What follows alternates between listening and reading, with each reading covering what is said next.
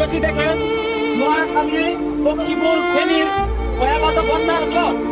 এবার দেখেন আমাদের শেরপুরের নালিতাবাড়ি তথা ঝিনাইগাতি এই দুই উপজেলাতে খুব মারাত্মক অবস্থা ধারণ করছে। কালকে রাত্রে থেকে সর্বোচ্চ বৃষ্টিপাত হয়েছে, রেকর্ড করা হয়েছে আনুমানিক রাত্রে প্রায় 2.5 মিলিমিটার বৃষ্টিপাত হয়েছে। এখনো বৃষ্টি হচ্ছে আমাদের মেঘালয় রাজ্যে। পাহাড়ি ঢল দেখেন, এখানে অনেক পর্যটন সব এই পর্যন্ত পানির স্রোত দেখেন কেমন ভাবে যেতেছে।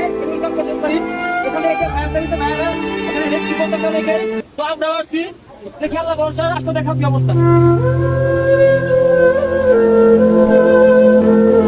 দেখেন কিভাবে পানি কি অবস্থা, পানির কি অবস্থা।